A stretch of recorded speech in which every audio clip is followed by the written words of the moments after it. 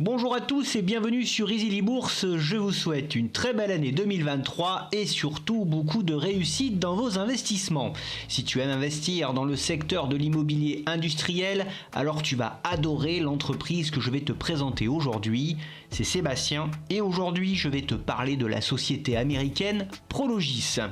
Avant de commencer, n'hésite pas à t'abonner à la chaîne et à regarder en commentaire les liens vers les courtiers que j'utilise et qui offrent en ce moment de très belles opportunités pour toute inscription. Allez, sans plus attendre, passons à une brève présentation de l'entreprise Prologis.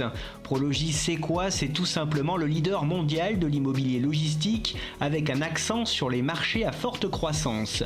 La société est un REIT, Real Estate Investment Trust. Elle détient des investissements en propriété exclusif ou par le biais de co-investissements, des propriétés et des projets de développement qui totalisent environ 91 millions de mètres carrés dans 19 pays à travers le monde. Prologis loue des installations logistiques modernes à une base diversifiée d'environ 5500 clients.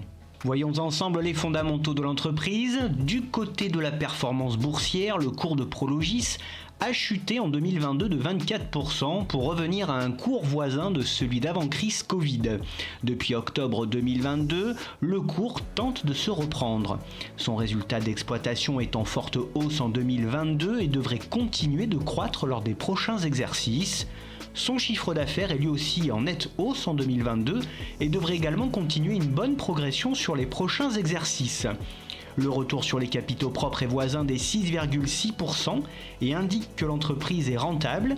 La rentabilité du groupe n'est pas exceptionnelle mais correspond à la moyenne du secteur. Sa dette nette a fortement augmenté en 2022 et devrait se creuser davantage au cours des prochains exercices. Son financement et sa maîtrise sont des points d'attention. La société n'a pas de free cash flow disponible pour notamment financer sa dette. Le groupe a lourdement puisé dans ses caisses pour amortir la crise Covid.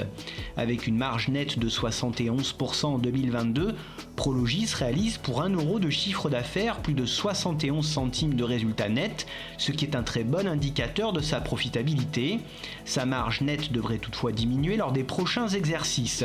Sa marge opérationnelle attendue est voisine des 53% en 2022 et devrait poursuivre sa progression. Son PER est voisin de 21 à 22 et indique que Prologis est correctement évalué pour le secteur de l'immobilier logistique. Le groupe distribue son dividende sur des bases élevées comme tous les REIT avec un ratio de distribution voisin des 85% en 2022. Prologis distribue un dividende 4 fois par an depuis plus de 26 ans sans interruption. Pour l'année 2022, il s'est levé à 3,16$. Son rendement au cours actuel est de 2,71%. Avec un consensus autour des 136$, les analystes restent à l'achat sur cette valeur. Voyons maintenant les atouts et les points faibles du groupe Prologis. Pour les points forts, Prologis est tout simplement le leader mondial de l'immobilier logistique ou industriel. La société évolue dans un secteur en pleine croissance avec notamment le e-commerce qui continue de grignoter des parts de marché par rapport à la distribution physique.